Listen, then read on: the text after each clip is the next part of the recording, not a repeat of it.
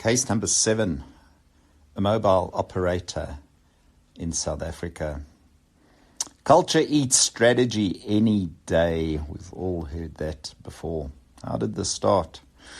Well, the organization presented itself as young and vibey. It showed a brand that created the impression of innovativeness, creativity, expression, and the like.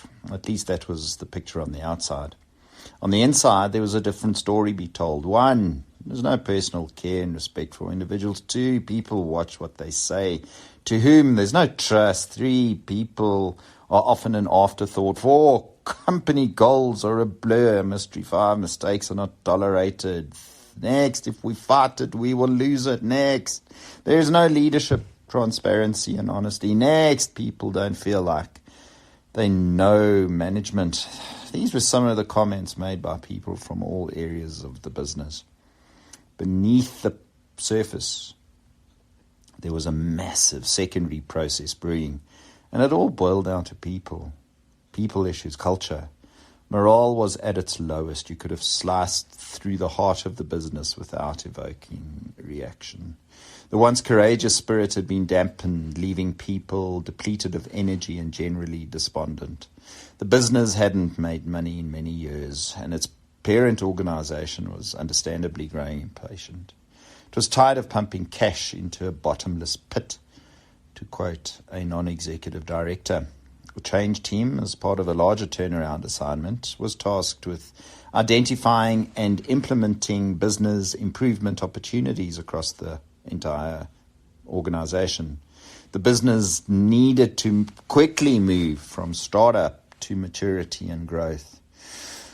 This was accompanied by cries from its owners for results in the bottom line, and so the transition this required indicated change of a turnaround nature.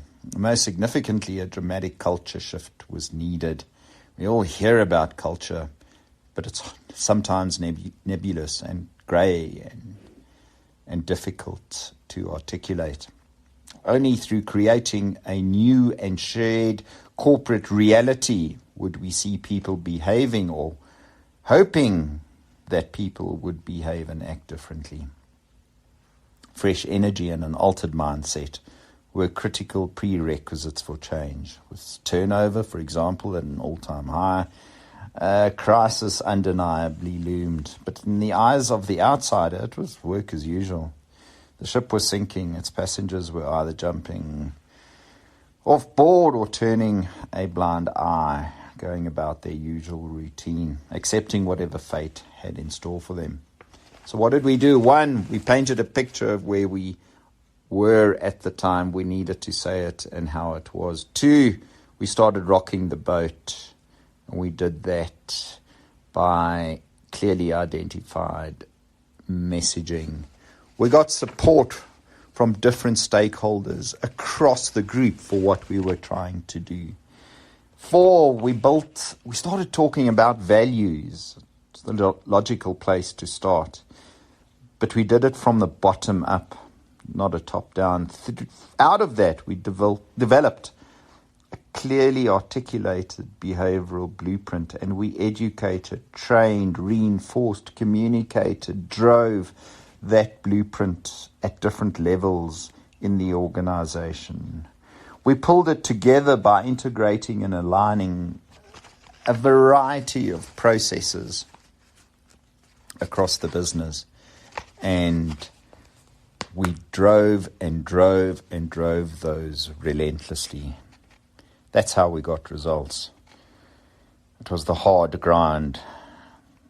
I loved this assignment. What did I learn? Always have a burning platform in place. 2, be clear on the future.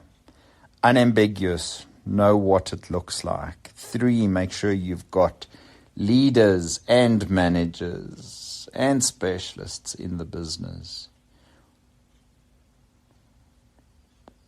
Talk, communicate, engage, and provide the organization with change skills, with the awareness and understanding that change is a complex systemic process.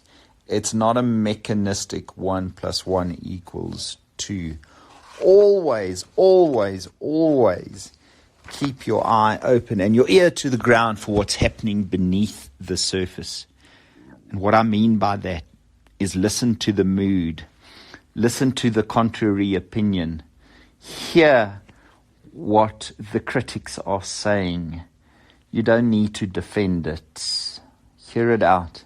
It's sharing some kind of wisdom with you.